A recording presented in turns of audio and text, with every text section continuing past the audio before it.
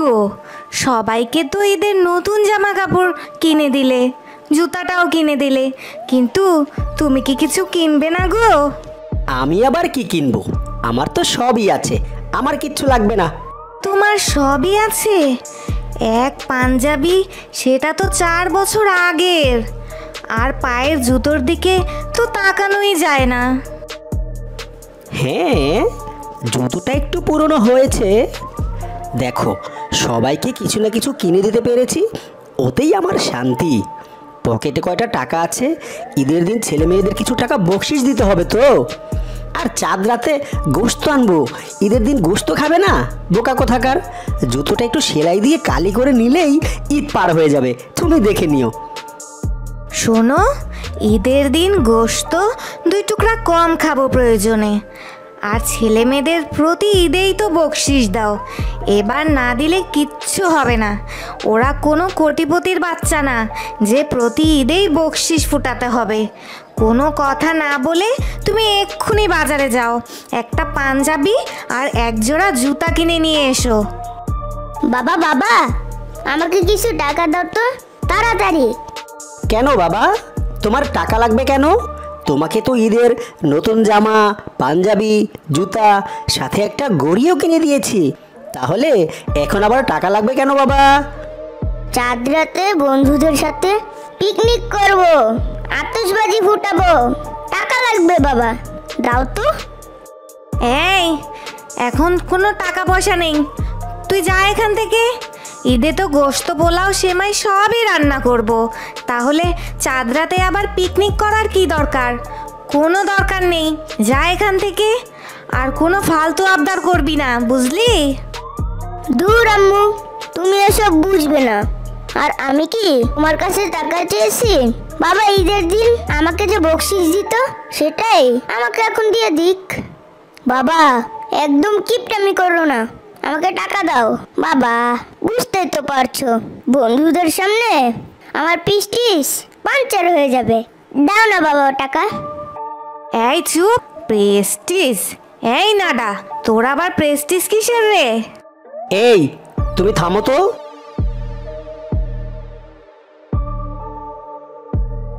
এই নে বাবা, তুই মন ভরে বন্ধুদের সাথে আনন্দ কর, এখনই তো আনন্দ করার বয়স তোর। তবে বাবা, বাইরে যাওয়ার আগে গায়ের পোশাকটা বদলে ভালো কিছু পরে যাস। ওকে বাবা, থ্যাংক ইউ আমার স্মার্ট বাবা। আম্মু একটা খ্যাত। তুমি এটা কি করলে? এখন পাঞ্জাবি, জুতা কি দিয়ে কিনবে? ও তুমি বুঝবে না। দেখো, নতুন পাঞ্জাবি জুতা কিনলে হয়তো একটু ভালো লাগতো, কিন্তু আমার ছেলের মধ্যে যে খুশিটা আমি দেখলাম, আর তা দেখে আমার অন্তরে যে শান্তি পেলাম, তা 100টা নতুন পাঞ্জাবি কিনলেও পাবো না গো।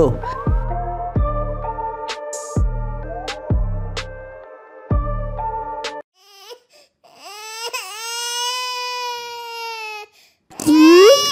এই ছেঁড়া জুতা আমার বাবার? আমার বাবা এরকম ছেঁড়া জুতা পরে? আমাকে ডাবল ডাবল নতুন জামা কাপড়, জুতা, ঘড়ি কিনে দিয়ে আমার বাবা পুরনো ছেঁড়া জুতো পরে ঈদ করবে? না না না, এ হতে পারে না, এটা কিছুতেই হতে পারে না। বাবা তুমি আমাকে ক্ষমা করে দিও বাবা, আমি এই ছেঁড়া জুতো ফেলে দেব বাবা। কি গো, জুতো জোড়া দাও, বিকেল গড়িয়ে যাচ্ছে যে। ঠিক করে না আনলে ঈদের দিন কি পরবো? একটু তাড়াতাড়ি করো। অনেক তো খুঁজলাম, কিন্তু তোমার জুতা তো পেলাম না, কোথায় যে গেল বুঝতেই তো পারছি না। কি বলো?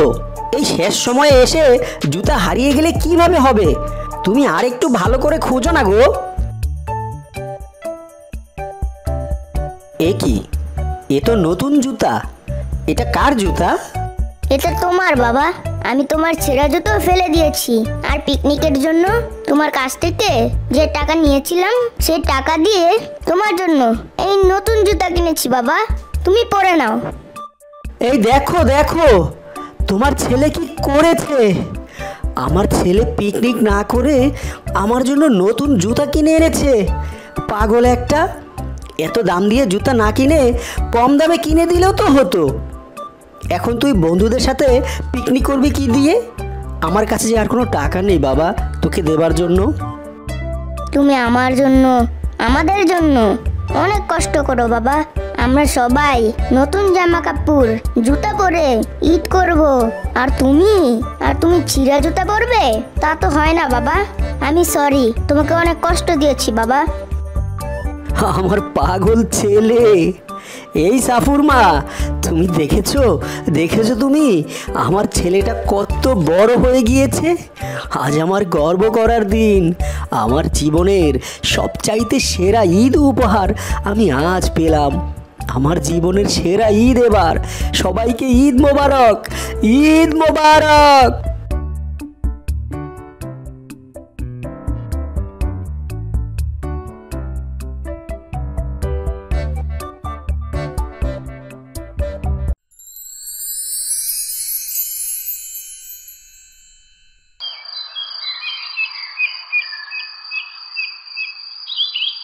এ কি মা, তুমি আবার কষ্ট করে পানি আনতে গেলে কেন? আমাকে বললেই তো হতো, আমি এনে দিতাম। না রে মা, তোকে দিয়ে এত কাজ করাতে আমার মোটেও ভালো লাগে না। সারা দিন তো তুই অনেক কাজ করিস, সারা দিন কত খাটাখাটনি করিস তুই বল তো। মা, আমার তো কাজ করতে কোনোই কষ্ট হয় না, তুমি খালি খালি এমনটা ভাবো। আমি সবই বুঝি রে মা, তুই কত ভালো। আর তোর দুই বন্ধুটো হয়েছে বদের হাড্ডি।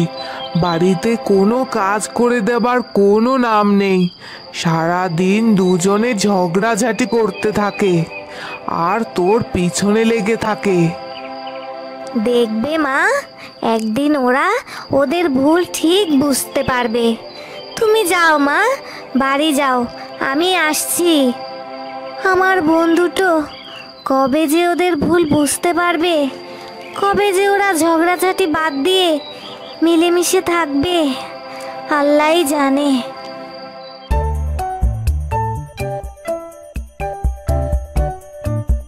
এই মিতু, এই ঋতু, ওঠ ওঠ, অনেক বেলা হয়েছে, ওঠ, মা কিন্তু এবার বকবে তোদের। তাড়াতাড়ি ওঠ বলছি। রোজ সকালে তোর কি কোনো কাজ থাকে না নাকি? দিলি তো এত সুন্দর ঘুমটা নষ্ট করে। সারা রাত ঘুমিয়েও তোদের হয় না রে? এত বেলা করে কেউ কি ঘুমিয়ে থাকে? ওঠ ওঠ বলছি, তাড়াতাড়ি ওঠ, উঠে সকালে নাস্তা কর। যদিও এখন দুপুর হয়ে এসেছে, তাড়াতাড়ি ওঠ। ও কি করে বুঝবে শহরের মানুষের লাইফস্টাইল? ও কি কখনো শহরে গেছে না দেখেছে? আমারও তো জানা লাগবে না, তবে গ্রামে থাকলে গ্রামের মানুষের মতোই থাকা লাগবে। সকাল সকাল জ্ঞান দিস না তো, যা তুই তোর কাজ করতে যা, আমাদের আর একটু ঘুমিয়ে থাকতে দে। হ্যাঁ হ্যাঁ, আমার তো অনেক কাজ, ব্যাস শুধু তোদের ডাকতে আসলাম। এখন আমি যাই, তোরা যা ইচ্ছা তাই কর। আজ সারাটা দিন কেমন যে যাবে কেই জানে। ঘুম থেকে উঠেই ওই অপয়াটার মুখ দেখতে হলো। উফ, আর একটু ঘুমিয়ে নেই। তার বলতে এখন যেহেতু ঘুমটা ভেঙে গেছে, ওঠ, আর ঘুমাতে হবে না, উঠে কটা খেয়ে নিই। দেখি সকালবেলা কি করে রেখেছে আমাদের দুই বোনের জন্য। তুই এত খাওয়া খাওয়া করিস কেন বলতো? তোকে না বলেছি একটু কম খাবি? বেশি খেলে কিন্তু মোটা হয়ে যাবি, তখন তোর দিকে আর কেউ তাকাবেও না। তুই ডায়েট কর বলছি, ডায়েট কর। Keto diet. এখন শুনেছি বড় লোকেরা নাকি নর্মাল ডায়েট করে না, ওরা নাকি কিটো ডায়েট করে, বুঝলি? তা তো তুই ঠিকই বলেছিস। চল চল, এখন বাইরে যাই আগে, না হলে মা তো আবার সেই কতগুলো কথা শোনাবে, ক্যাট ক্যাট করতেই থাকবে সারাটা দিন আজকে। এত বেলা করে ঘুম থেকে উঠলে তো শরীর খারাপ করবে। আর তাছাড়া বাড়ির কাজেও তো সাহায্য করতে পারিস তোরা, নাকি বলতো? সারাদিন শুধু শুয়ে বসে থাকলে কি হবে? হ্যাঁ বলতো, তোরা বাড়ির কোনো কাজেই তোরা দুটা বোন হাত দিস না। সব কাজ একা হাতে মা নিতু করে। আমরা কেন কাজ করব বলো তো? আর তোমাকে সাহায্য করার জন্য তো নিতু রয়েছে, ও সব কাজ পারে। আর আমরা তো কোনো কাজই পারি না মা। শুধু শুধু আমাদের কেন তুমি কথা শোনাও রোজ রোজ বলো তো? আমি বুঝি না। রোজ রোজ এই বকাবাজি করতে কি তোমার মুখটাও ব্যথা করে না, নাকি বলো তো? আমাদের তো শুনতে শুনতে বিরক্ত হয়ে গেছি আমরা। আমাদের বিরক্ত লাগে এখন তোমার এই কথাগুলো শুনতে। তোমার কি বলতে বলতে বিরক্ত লাগে না মা বলো তো? কেন বলো তো? তুমি রোজ রোজ একই কথা বলো। নিতু সব কাজ পারে, আমাকে ঘরের কাজে সাহায্য করে, কিন্তু তোরা তোরা তো শুধু শুয়ে বসে থেকে খাস আর ঘুমাস আর সারা দিন রূপচর্চা করে বেড়াস। তোদের কি বিয়ে দিতে হবে না, নাকি? হ্যাঁ, পরের ঘরে যেহেতু তোদের কাজ করতে হবে, নাকি বল? শোনো মা, বাইরে ধুলা বালির মধ্যে কাজ করলে আমাদের স্কিন, এই যে দেখছো না, এই স্কিনটা নষ্ট হয়ে যাবে। আর রান্নার কাছে তো যেতেই পারবো না। কি কালি টালি মেখে একেবারে একাকার হয়ে যেতে হয়। আমি রান্না করতে পারবো না মা, আর ঘরের কোনো কাজও করতে পারবো না। বলি, কাজ কাম না করলে বিয়ের পর শ্বশুর বাড়িতে গিয়ে তো কথা শুনতে হবে তোদের। এখনো সময় আছে। তোরা দুটি বোন ঘরের কাজকর্ম শেখ, বুঝলি? কি যে বলো না মা, আমাদের কি আর যে সে ঘরে বিয়ে হবে নাকি? দেখো, আমাদের বিয়ে করার জন্য রাজা বাদশার ছেলেরা সম্বন্ধ নিয়ে আসবে। ঘোড়ায় চড়ে রাজপুত্র আসবে, বুঝলে? হ্যাঁ মা, হ্যাঁ। আর 4-5টা কাজের লোক থাকবে। আমাদের কোনো কাজ করতে হবে না, বুঝলে? দাসী বাদী আমাদের শরীর হাত পা টিপে দেবে। তখন তোমাদেরকেও 2-1টা কাজের লোক পাঠিয়ে দেব, বুঝলে? তোমারও সেবা যত্ন করবে ওরা। তোদের এই অহংকারের কারণেই না তোদের কপালে কষ্ট চলে আসে। আমি শুধু সে কথাই ভাবি। বাজে কথা বলো না তো মা। এখন খাচ্ছি, শান্তিতে দুমুঠো খেতে দাও তো। সারা দিন শুধু প্যান প্যান প্যান প্যান করো। মা, এখন এসব কথা না বললেই কি তোমার হতো না? চুপ করো না মা, ওদেরকে খেতে দাও। আর হ্যাঁ, ওরা কেন কাজ করবে? আমি তো তোমার সব কাজ করে দেই মা। থাক থাক, আর আমাদের হয়ে সাফাই গাইতে হবে না। তুমি আগুনে ঘি ঢালার লোক, বুঝলে? চল মিতু, আমার খাওয়া শেষ। কি ব্যাপার বুড়ো শিয়াল ভাই, দিনকাল কেমন চলছে? আর দিনকাল, বাড়িতে কোনো মেয়ে নেই, ছেলেটা শুধু সারাদিন টই টই করে ঘুরে বেড়ায়, বন্ধু বান্ধবদের সাথে আড্ডাবাজি করে বেড়ায়, কাজে কামে একদম মন নেই। আমার এত বড় ব্যবসা সামলাবে তা না, সারাদিন শুধু আড্ডাবাজি, হতচ্ছাড়া কোথাকার। ও এই কথা, তা ধরে ছেলেকে একটা বিয়ে দিয়ে দাও, তাহলেই তো লেটা চুকে যায়। হ্যাঁ, আর বিয়ে বিয়ে তো দিতেই চাই, কিন্তু ছেলে তো রাজি হয় না। বিয়েটা দিব কিভাবে বলো? ও তাহলে এই ব্যাপার। আচ্ছা, জঙ্গলের চান্তারা শিয়ালনির মেয়েরা বড় হয়ে গেছে, তাই একবার ওদের বাড়ি গিয়ে দেখে এসো। যদি কাউকে পছন্দ হয়, তার সাথে না হয় তোমার মোকলেসের বিয়ে দিয়ে দিও। তাই নাকি? তাহলে তো খুবই ভালো কথা। তাহলে আমি কালই একবার যাব চান্তারার বাড়িতে। এখন তাহলে আমি উঠি, আমার একটু শহরে যেতে হবে।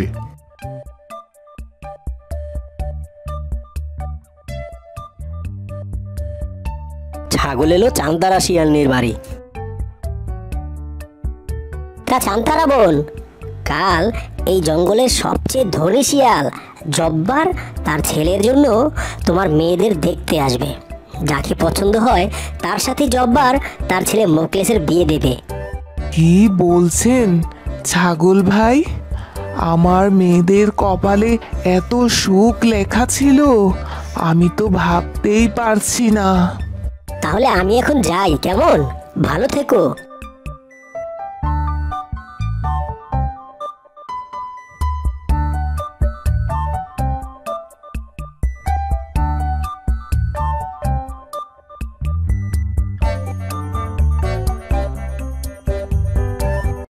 ঘরে বসে নিতু কাঁদছে। আমি দেখতে ভালো না বলে আমার বোনগুলো আমার সাথে কি খারাপ ব্যবহারটাই না করে। কেন যে আমি এমন হলাম?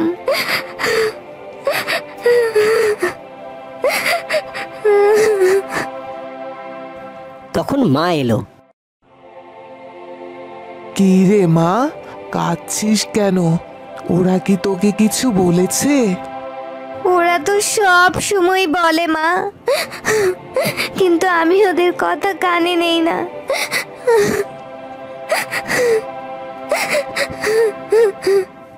তুই খুব লক্ষ্মী মেয়ে রে মা, তুই আমার সোনার টুকরা মেয়ে। দেখবি ওরা একদিন ওদের অহংকারের প্রতিদান পাবে। পরদিন ছাগল আর জব্বার শিয়াল তার ছেলে মোকলেস শিয়ালকে নিয়ে ওদের বাড়ি মেয়ে দেখতে এলো। কই গো চান্তারা বাবু, তোমরা সব কোথায়? দেখো দেখো কারা এসেছে তোমাদের বাড়িতে। ঘর থেকে তখন চান্তারা শিয়ালনি বের হলো। আসসালামু আলাইকুম। আপনারা এত ধনী, আমাদের এই গরিব ঘরে এসেছেন, আপনাদের যে কোথায় বসতে দেই। মা নিতু, কয়েকটা চেয়ার নিয়ে আয় তো ঘর থেকে। নিতু ঘর থেকে চেয়ার নিয়ে বাইরে এলো। এক দেখায় মোকলেস শিয়াল নিতুকে পছন্দ করে ফেললো। দে দে, সবাইকে চেয়ার দে, আর মিতু আর ঋতুকেও ডেকে নিয়ে আয়।